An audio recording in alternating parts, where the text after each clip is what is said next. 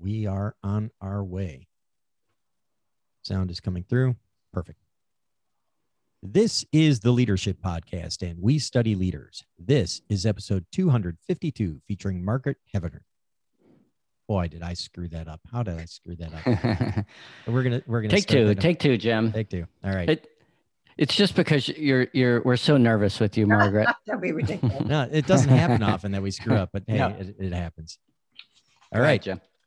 This is the Leadership Podcast, and we study leaders. This is episode 252, featuring Margaret Heffernan, professor of practice at the University of Bath School of Management. Thank you for joining us today. This is Jim Vasilopoulos, founder of Rafferty Advisors, and this is the Leadership Podcast. Hey, everybody. Jan Rutherford, founder of Self-Reliant Leadership. Thanks for making us a part of your day as we study leaders. And thanks for spending time with us. Studying these leaders. And as always, we hope you share the show with a friend, and we'd love to have you interact with us on social media. You can find all our links at theleadershippodcast.com. Yes, and this very special episode with Margaret is brought to you by Past Life. Loss and grief are difficult enough. Past Life eases the burden by helping your loved ones with a number of difficult decisions.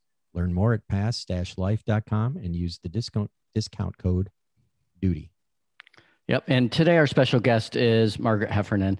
She's an entrepreneur, a chief executive, and author of 7 books, and one of the most viewed TED speakers on business and leadership. Have 4 talks, if I recollect correctly, with over 10 million views.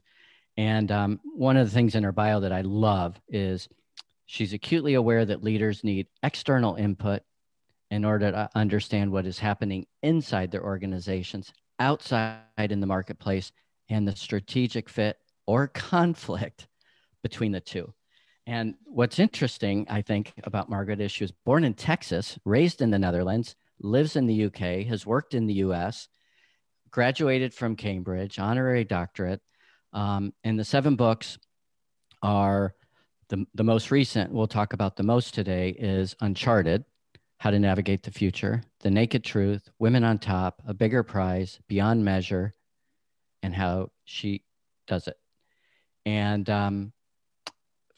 the other thing I wanted to mention is for 13 years, she led IPPA, described by the Financial Times as the most formidable lobbying organization in the UK. And returning to the US, she developed multimedia products with the likes of Tom Peters, Peter Lynch, Intuit, and S&P. So Margaret, it is really a privilege to have you on the show. What isn't in the public bio?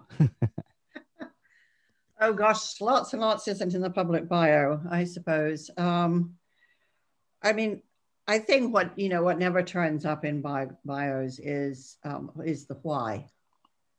And many people, look at my bio, having worked in radio and television and then tech and then doing what I'm doing now, and think, wow, what on earth connects all of this stuff?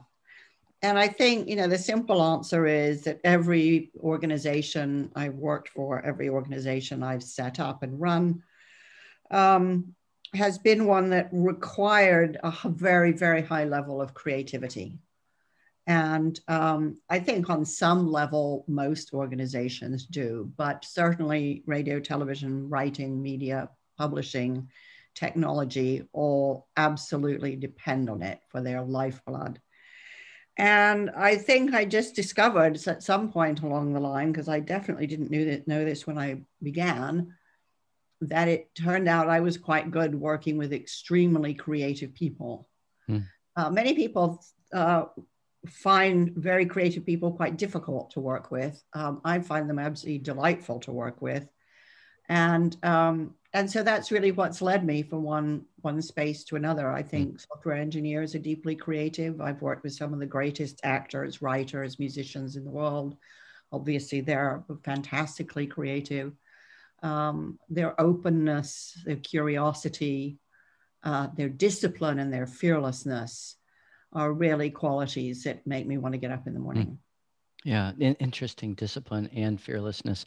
What struck me in some of your recent writings and your talk is how you talk about efficiency and how, efficiency really might rub against adaptability. And you talk a little bit about what asking the question, what counts that can't be measured? And I'm wondering, what are those things that leaders need to be thinking about with regard to things that can't be measured? Yeah, it's very interesting. I think we've become progressively terribly dependent on data. And I'm not against data at all, obviously. But it's as though we can't believe anything unless we can measure it. And yet it seems to me that many of the things we need most are fundamentally immeasurable. I would say creativity is immeasurable. You know, I don't think that you can say that one writer or artist is more creative than the other because of the number of works they've produced or the length of the works they've produced or anything like that. I think it is a fundamentally immeasurable thing. And it's something we all want to have in our companies and organizations.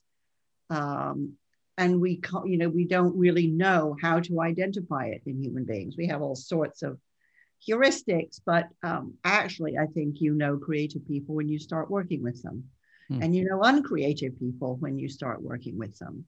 But for all of the psychographic profiling tools and algorithms and so on that we've designed, I don't think we've really figured that out. I think we have lots of software tools designed to measure engagement, pulse surveys and all this sort of thing. And I think they tell you something. I don't think they tell you very much.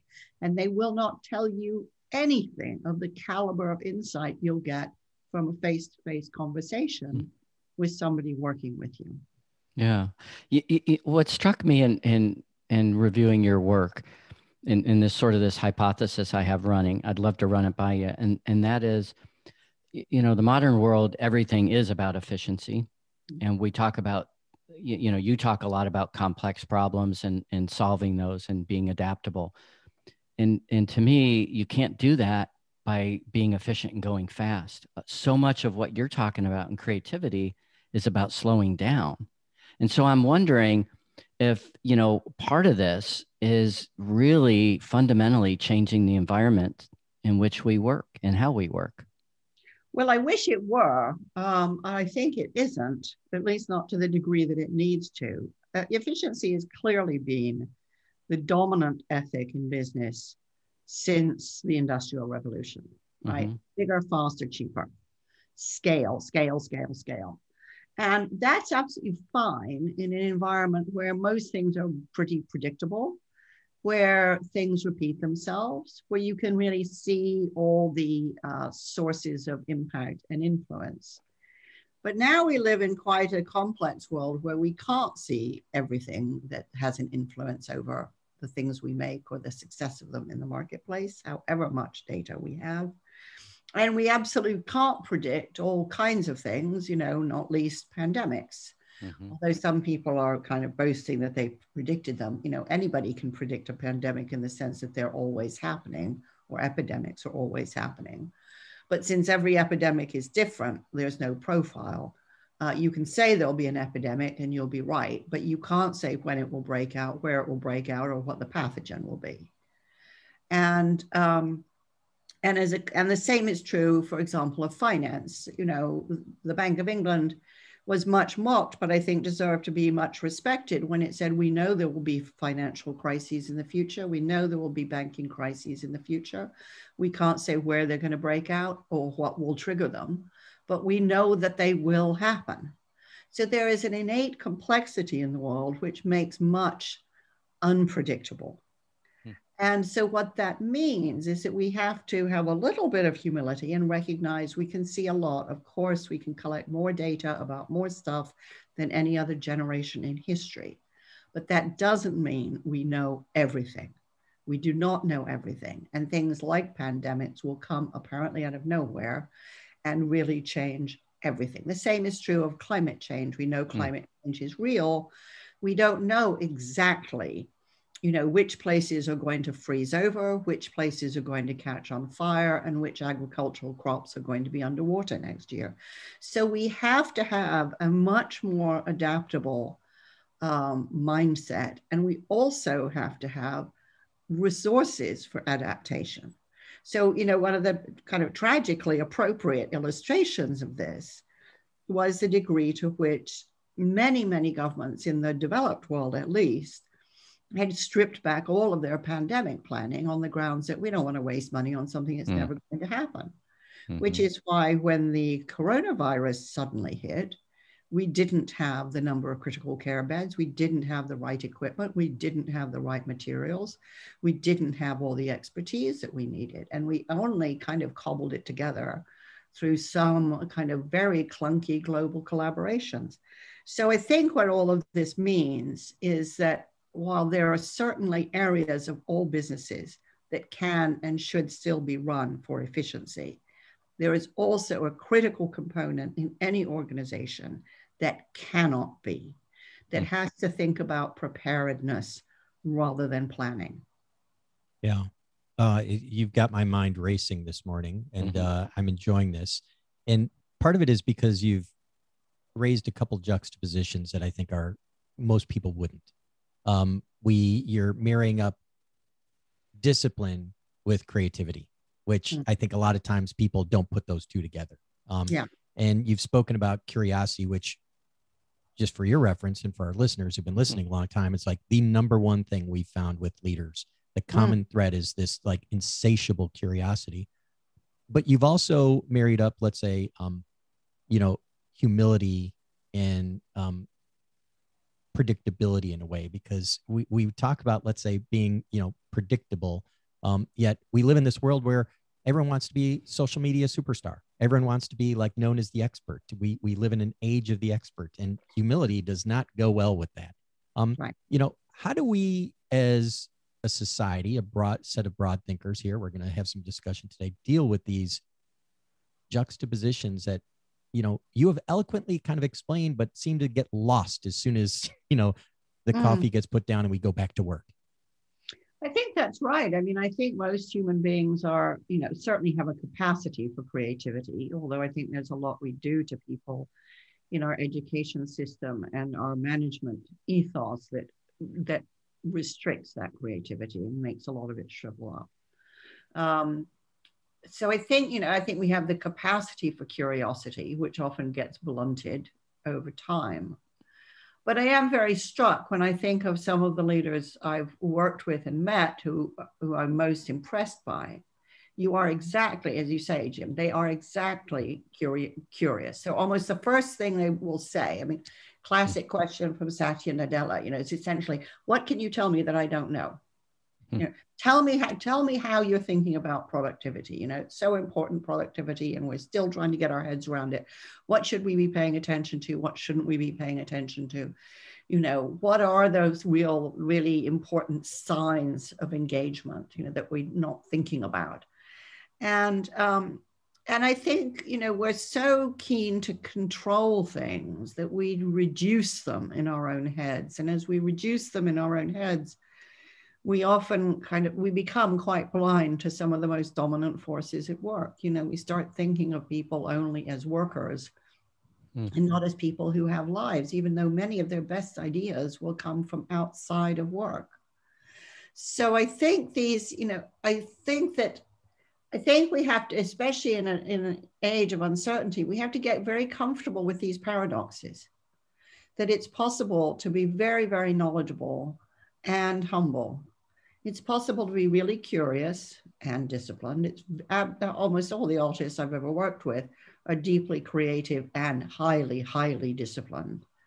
I think we have to reject these very narrow, flimsy stereotypes, which might make us kind of more comfortable with our own specialness, but actually deplete our understanding of the world around us. Yeah. Now, this is absolutely fascinating. And so, as a leader, what would be kind of your recommendation to say, how can I build a culture where we are more comfortable with these paradoxes? Well, I think it's worth calling out the advantages of all of these characteristics. For example, we talk a lot about teamwork. And in general, in the last 20 years, we've moved away, in general, from a model of solo leadership to a model of team leadership. Most organizations have, senior leadership teams. I think we have to recognize that in a team, part of what you owe to the team is to bring something that no one else in the team has. That's how the team gets stronger. And therefore, my commitment to my team has to be that I will continually have a well-stocked mind. I will keep learning. I will keep paying attention to different things around me, because that's part of my contribution. And it may or may not stay within my discipline. It may wander around a little bit. But what I bring to the team is my difference.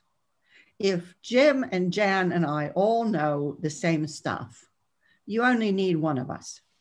If we all know something different, when we sit down to solve a problem, we have more ideas to play with. And so I think that's a fundamental thing, which is just because we're all in this together doesn't mean that we're the same. It's actually crucial that we're different.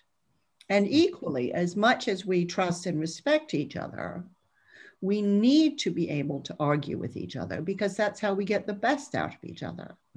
So as cordial as we might be, and actually as much social capital as we might have between us, trust and generosity and reciprocity, part of what we bring to each other is the capacity to challenge each other.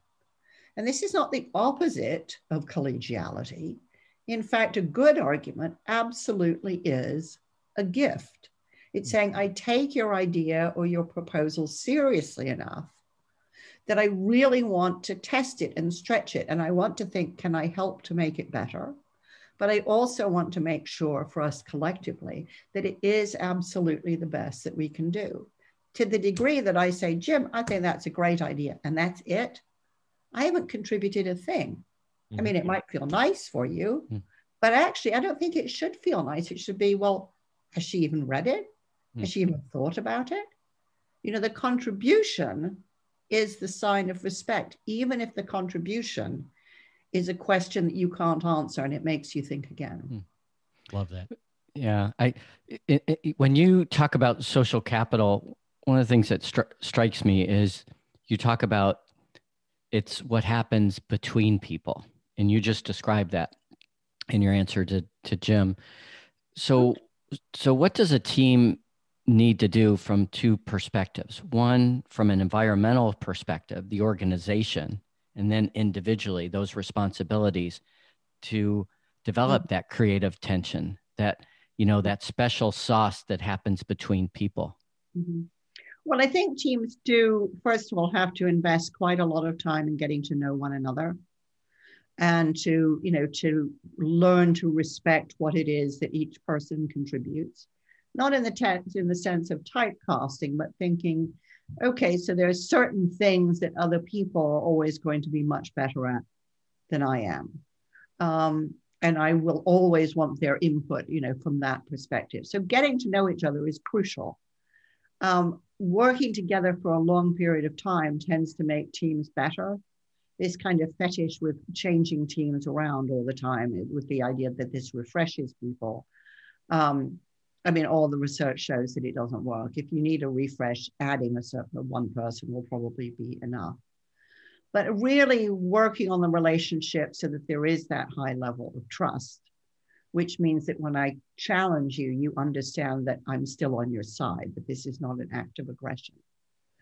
And I think the other thing is that we have to kind of undertake to bring the best of ourselves. So we come to these meetings understanding that we're respected as individuals, but we're trying to do something collectively useful.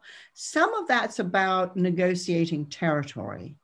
So I remember doing a workshop with the executive committee of one very large insurance company. And they had multiple business units in it, and each business unit, of course, had its head. And these were, business units that would often compete for resources. So it was, it had some inbuilt tension. And we were trying really to turn this into a more collaborative group, which I think, like many executives, I think these executives regarded collaboration as some kind of wishy-washy, tea party, chummy waste of time, so they were quite resistant. And then one of them said, and it was quite a kind of aggressive remark, but a super useful one. He said, well, okay, I'll listen to my colleagues as long as they don't park their tanks on my lawn. And this is a fantastic comment because it absolutely brought to the surface everybody's anxiety.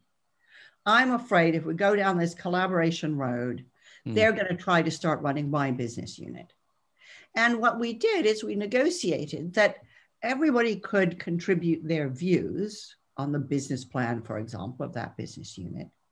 And the person running it had to listen, but was under no obligation to accept any of them. It was still his responsibility to make the decisions. And this both, released the tension and made people start to think, okay, so I'm not responsible here. I'm not, this person hasn't delegated his business unit to me, but I'm trying to be helpful. And I think, identifying where the sources of anxiety are, getting them out on the table and negotiating, okay, what are the boundaries? Who's accountable for what? And why are we collaborating? I think is really fundamental because it's often misunderstood and people are very suspicious and wary that they're going to lose power, but they're not going to lose accountability. And that would be the worst of all worlds, which is everybody else mucks about with my business, but I carry the can for it. That would be a disaster. Earlier, you made mention some of the best leaders you've seen are fearless.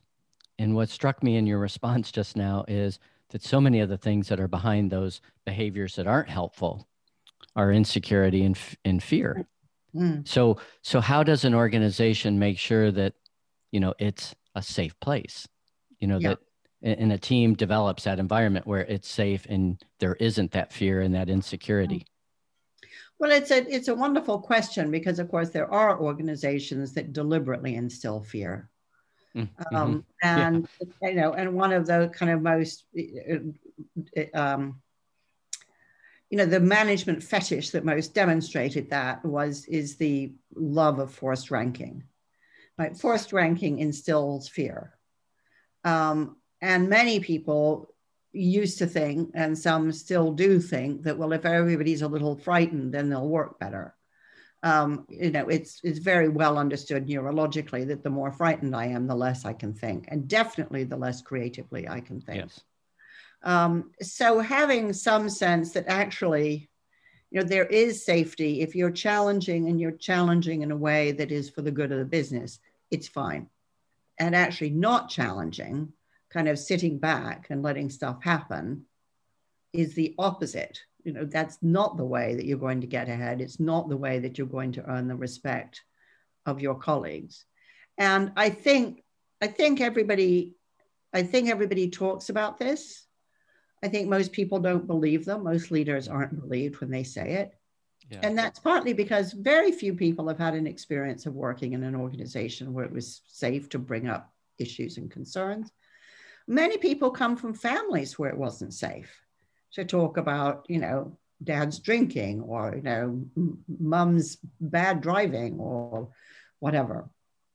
So I think the only way you really convince people as a leader is to demonstrate it.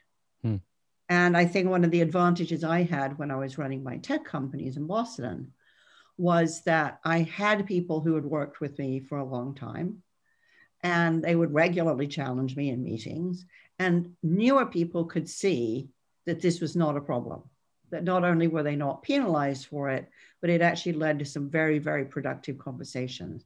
And I think, honestly, it's only when people see it that they start to imagine that this is for real. Because every CEO in the world says they won't shoot the messenger, but actually they often do shoot the messenger, often even without realizing it. Yeah. Hey, before I pass it over to Jim, just like to remind everyone that we're enjoying our discussion with Margaret today, courtesy of Past Life. Learn more at past-life.com. Yeah, Margaret, this is a fascinating discussion. And one thing that popped into my head as you were talking about, let's say, how to have conflict, but not instill fear. There's an author we had probably about a year ago, Sam Walker, who wrote a book called The Captain Class. And he talked very specifically about captains of sports teams, which he studied, the greatest sports teams ever. And he talked about how there was a way to have topic related discussions instead of personal related discussions. So the conflict focused on a topic was so much more productive than a topic, a tough decision or discussion focused on, let's say, personality and things like that. Like, you have upset me, or you're getting in my way. That strikes me as like the necessary discipline to really have this environment thrive, where we can have those difficult, respectful discussions. I think that's right. I think also kind of open questions, what, where, when, why questions are really helpful. I think, other questions that I'm very fond of are things like, well, if this were to go wrong, how would it go wrong? So what I think of is pre-mortems when it's important, when you're making important discussions. Obviously in post-mortems to say, with all the benefit of our experience now, how would we do this differently going forward, which is squarely focused on how do we make the processes better rather than, who can we blame? So I think those kinds of things are very, very helpful. I think also, people often ask me, what are the things that you know now that you wish you'd known when you were starting off in your career? And there's no question but that I wish somebody had told me, don't take it personally. Oh, yeah. Because I think especially at the beginning of one's career and when one's young, everything's personal, right? And to the degree that you don't take it personally, you're in a position to respond so much better. And the truth is, it might be personal, but if you respond to it as though it isn't, you've really occupied the moral high ground and you're in a much better position to find a better solution.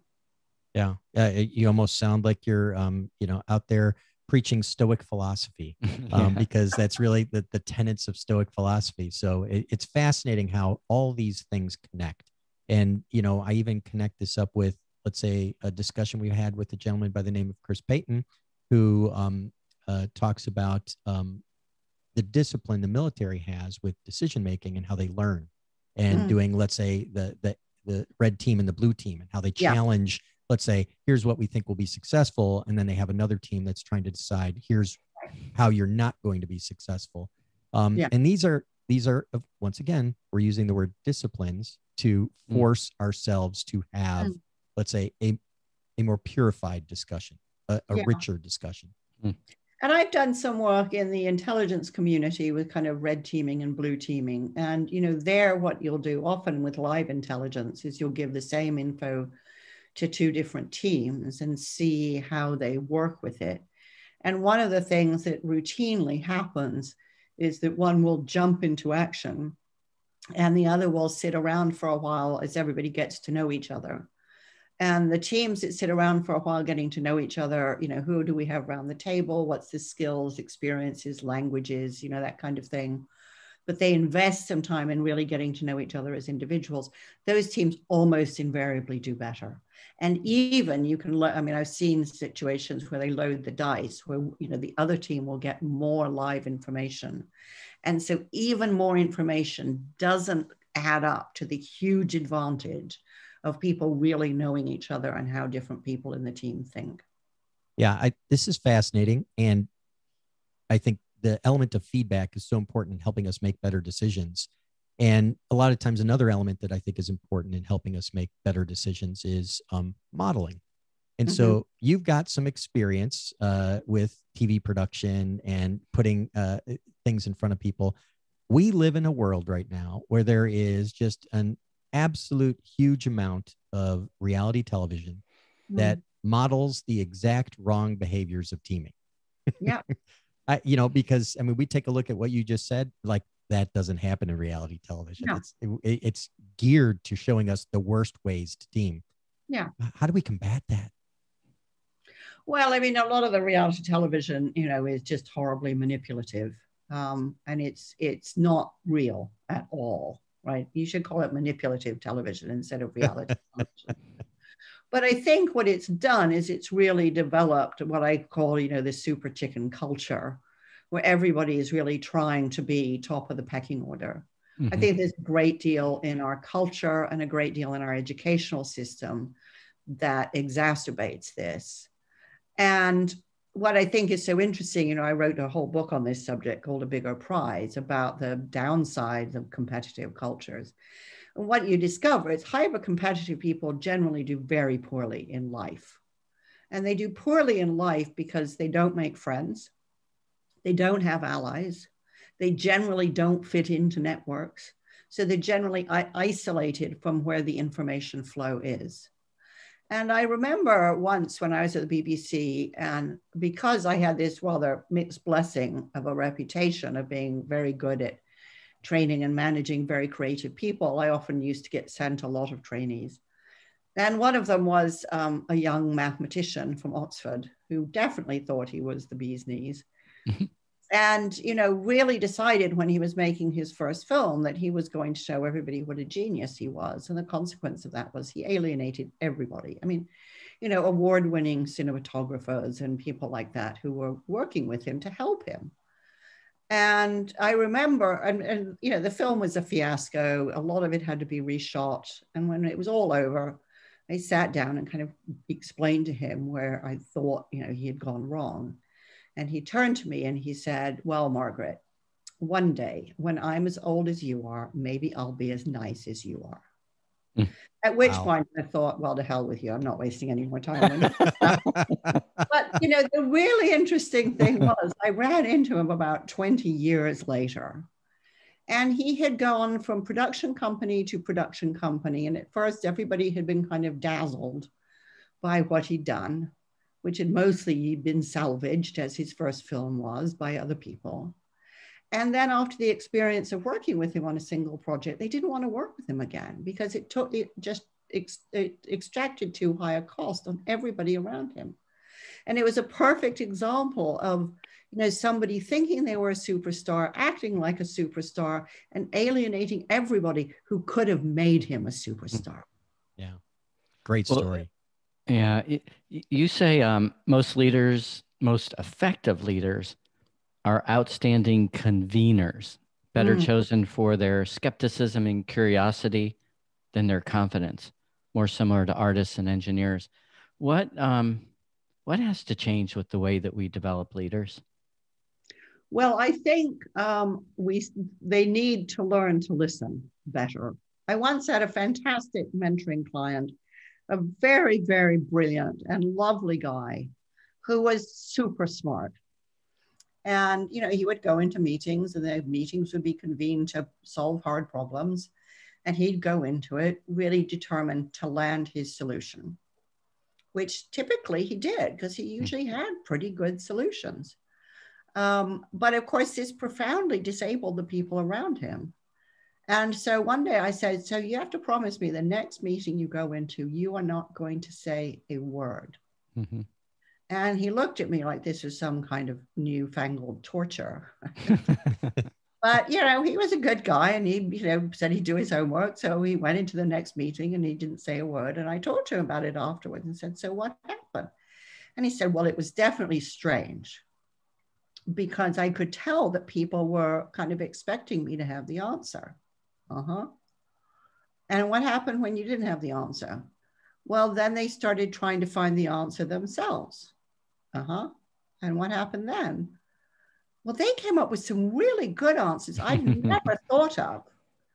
Okay. And then what happened? He said, well, I have a lot more respect for them now than I used to. And now I realize I don't have to go to half these meetings. Well, that was just the most fantastic result, right? Yeah. This was a guy who was already working days that were insanely long. And it was also somebody who really, really respected and liked his people, but was getting in their way.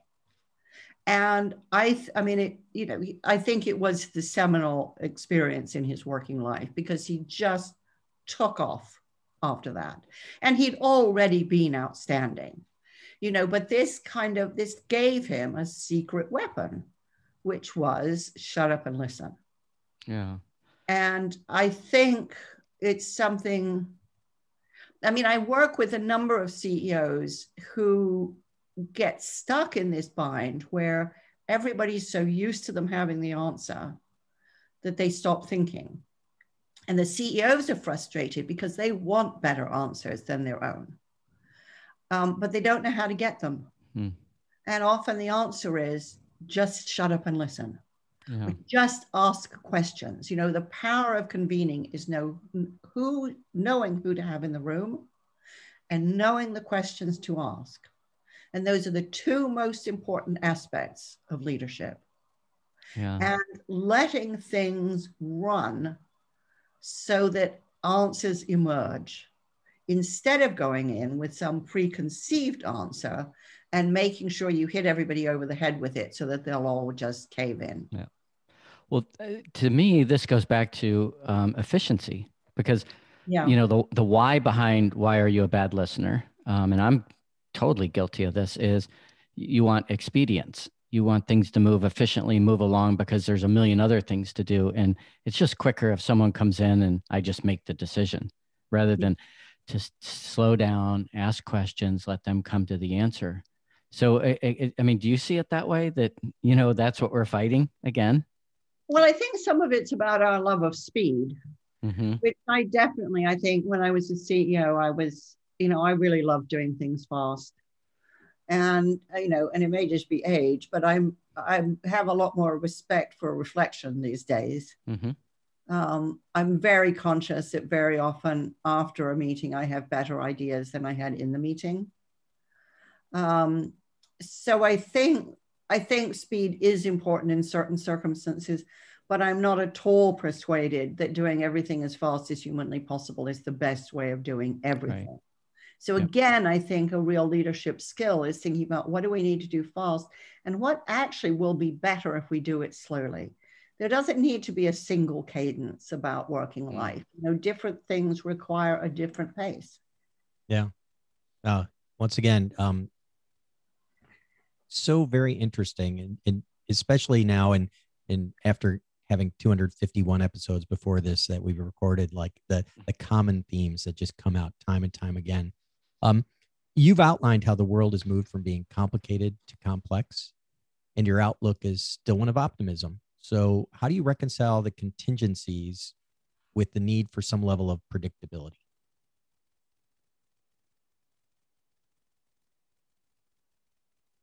And we may have lost Margaret here. Oh, sorry. You seem to have frozen for. Okay. All right. There we go. Hopefully we're back.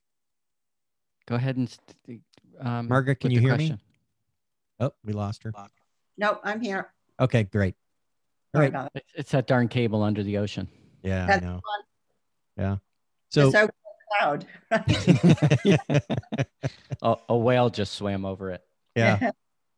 So Margaret, you outlined how the world has moved from being complicated to complex. Your outlook is still one of optimism. How do you reconcile the contingencies with the need for some level of predictability? You know, we're still making decisions on what we think will produce the best future outcomes. Is there hope for finding cause and effect with the scenario planning you advocate? Well, I think the advantage of scenario planning is really to prepare your mind for the different things that could happen and to understand the complexity of the world in which an organization operates. So one of the great advantages of going through a scenario planning exercise is realizing that any organization sits inside a vast ecosystem, most of which you have very, very little influence over. Now, that doesn't mean you're helpless. It means you have to pay attention to what's happening within that ecosystem and which bits of it might you be able to influence and which bits might you not. Partly so you stop worrying about the stuff that you can't influence because there's just no point. But I think it gives people a much more, if you like, panoramic view of the world in which the organization sits. And the crucial thing about scenario planning is it's a very great way of sparking people's imagination pragmatically in terms of saying, okay, if scenario one were to happen, what will we wish we had been doing now to provide some robustness and resilience in the light of that? Or what will we wish we had been doing now to take advantage of that? And so it's a fantastic process by which to surface all kinds of really, really productive things that we could be doing right now to prepare and anticipate certain events in the future. And it gives organizations, I think, both intellectual resilience, and it can, at its best, provide a high degree of robustness. And I distinguish between resilience, which is the capacity to get over shocks and surprises, versus robustness, which means actually we can sail through them without any difficulty at all. And, you know, one of the most famous scenario planning exercises in history was when Shell asked the question in the 70s, what would we do if the oil price fell? And everybody laughed at them for doing this on the grounds that, well, it's a limited natural resource and there's increasing demand, and the laws of economics say the price will always go up. And then the price went down. Now, Shell had, by asking that question, had said, okay, well, if the oil price fell, we will wish we had done all these different things. And then they looked at them and said, you know, those are really good ideas, no matter what happens. Let's do them anyway. And that meant that the organization was really robust in the face of a very big shock. And it's the moment that really Shell became a super major in the energy industry. So I think what it does is it releases a lot of creative thinking within an organization, but particularly it counters this ruthless efficiency drive by saying, actually, there are things we should do now that will give us protection against things that are likely to have an impact on our business in the future. And many of them, even if these things don't happen, will make us a stronger, better company. And there are very few companies that actually spend a lot of time thinking about what are the smart things we should be doing that we don't have to do. Mostly everybody's just focused on what have we got to do today. And so I think it's also a great way of getting us out of the trap of short-term thinking. And I'm very conscious that during the pandemic, every organization has had to go into short-term thinking mode. And as we're starting to emerge from the pandemic, very few organizations are having an easy time shifting out of short-term mode.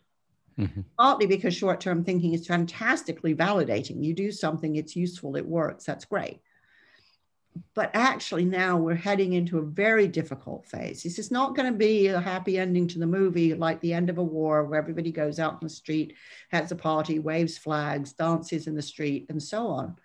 You know, it's going to end slowly. It's going to end bumpily. We're going to go into an economic crisis, probably an employment crisis. We're in an inequality crisis, and we are already in a climate crisis. So we have got to get into long-term thinking, or nothing we're doing will survive what's coming at us. And this is a really difficult transition for people to make. And I think scenario planning is one of the best ways really to get people to think long-term, even as they're operating in the short term. Well, it seems like we're predisposed, especially in this era of, you know, immediate decisions, immediate gratification for like the right solution, the optimal solution, you know, very binary in thinking. And it seems as though, you know, long-term thinking, you know, in scenario planning involves probabilities, which is never like right and wrong. It's like a continuum of like, you know, this could happen. Here's the probability of this or that. Do you think probability or scenario thinking or scenario planning helps us deal with, let's say, less binary thought, like more thought along a continuum that allows us to get those more creative solutions that help us deal with, let's say, scarce resources? We don't have enough money to do this. We don't have enough vaccines. We don't have enough time. Does that lean us into a better way of thinking? I think it does lead us into a better way of thinking, but I would say that Pierre Wack, who's generally regarded as the sort of father of scenario planning, was always adamant that you could not assign probabilities to the scenarios. And he was absolutely, you know, passionate about the notion that the numbers will not tell you the truth. You know, probabilities work in complicated and very rules-bound environments. So they work very well in casinos, for example. They work very well in lotteries. But where you have a high degree of uncertainty, and uncertainty is different from risk because it can't be quantified, you can't get to a probability. You can't put a number against the risk because it isn't risk. So the reason that the narrative aspect of scenario planning is so important is it weans people off the numbers and encourages them to see actually how complex the environment is, and therefore, in fact, how many strategies they might be able to develop to deal with what could be coming after them. So you can start to think about impact, and you can start to think about likelihood. So do we think this is very likely or very unlikely? But I would say that actually you can't actually put numbers against it, because the numbers won't actually mean anything. That is such an important distinction for everyone. I'm going to re-listen to that several times. I just think that's absolutely brilliant. Thank you. Yeah. So Margaret, we're coming to the end of our time together. It flew by. One of the things I saw that you did a long time ago, I don't know if it's a long time ago, but a while ago, was you were the secret millionaire. Oh, God. Yeah. So have you been up to anything secret like that, since then? Well, I say, oh, God, because it's probably one of the few things I regret having done in my life. But I don't know. Anyway, it doesn't matter. I did, about 5 years ago, have a bit of a crisis of conscience in thinking, wow, there are a lot of problems out there that I hadn't really spotted before. And I would rather be part of the solution than the problem.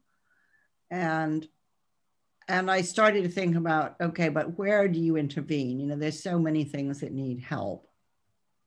Where do you intervene? And I came up with, Margaret's Venn diagram, which is, what are you passionate about? Where is there huge need? And where do you have some resources that will help? And where those three circles intersect really is where I intervene. So I have spent a lot of time trying to help young people who come from families where nobody ever went to college, understand the whole college application admission system, and help them to be more ambitious, because I observed that their parents so wanted their children not to be disappointed that they'd often encourage them to aim low. And I do that in a very private capacity for people I just happen to know. And it's very rewarding, because so far, everybody that I've helped and advised like that, they're all doing brilliantly. So that's really exciting. I work with a number of cultural organizations here in the UK that need some help one way or the other. And some of them I make significant contributions to. But I think what I felt in The Secret Millionaire was I really hated doing that stuff publicly. I like doing it personally. I don't want a pat on the back for it. I just want to do it. And the reward is in the doing it. And anyway, you just learn a lot about along the way. And that's, really what floats my boat. But I do have quite a strong feeling that those of us who've done well in life, and especially those of us in the West, who are some of the best educated, healthiest people on the planet, have an obligation to contribute. And it's a sort of mantra I beat my kids over the head with as they were growing up, which is you can't just consume, you have to contribute. We all need to consume less anyway. We should contribute more. And I'm kind of more interested in doing that in terms of thinking through, with the knowledge I have and the network I have, instead of using that to advance me, how can I use it to advance other people who don't have it? Because actually it's often access to organizations or individuals that can make the biggest difference to somebody's life. So when I meet interesting people, my first thought is kind of, who do I know that could really value and use this relationship? So that's kind of how I try to get through life without, feeling too uncomfortable with the amount of privilege that, I've enjoyed. Yeah, I think you just gave us a great math equation. Contribute greater than consume. I think that's I guess that would be a challenge to our listeners, eh? Yeah. And I think, I think it is especially because, I'm very lucky. I get to meet all sorts of incredibly interesting people. Mm-hmm. And it's one of the most fun parts of my work and my life. And I'm very conscious that lots of other people don't. So I keep thinking, who can I introduce to whom? Who could really contribute something to this young person's career? I mean, a classic example, young woman, fantastic, lover of sport, very, very clever, and just couldn't decide what to study at university. And I introduced her to the psychology coach of Arsenal Football Club, which is one of the big football clubs, well, in the world, but certainly in the UK. And he spent, a day with her at the training ground, which was like her dream come true. Wow. And gave her some fantastic advice. And she came away on cloud 9 and much more serious about herself because he had taken her really seriously. And it really changed her whole way of thinking, what was possible in the world. And, that meant much more to her than Arsenal Football Club means to me. Wow. We are so thankful for our time with you today because as we also get to meet interesting people. And Margaret, this has been a lovely conversation, and I'm confident that our listeners will enjoy it as much as we have. Thank you. Well, I hope so. And thank you for your interest in my work and for your great questions and your thoughtful questions. It's been a ton of fun talking to you. Thank you. And for our listeners, that's all we have for you this week. We'll include ways for you to connect with Margaret in our show notes. So make sure you're signed up as a subscriber of our newsletter at theleadershippodcast.com. And remember, we have always held to the hope, the belief, the conviction that there is a better life, a better world beyond the horizon. Franklin Delano Roosevelt. It's a wrap. That was great. Thank you. Fantastic. Thank you. Thanks, Margaret. It was such a treat. And thank you for the thoughtful responses and your insight. This is going to go down as one of our best shows. So absolutely. Thank you. Yeah. Thank you so much. Thanks a lot. Good luck with everything. Thank you. Right. Have a wonderful evening. Bye-bye. Turn off record. Yeah. Hold on. Give me a second here.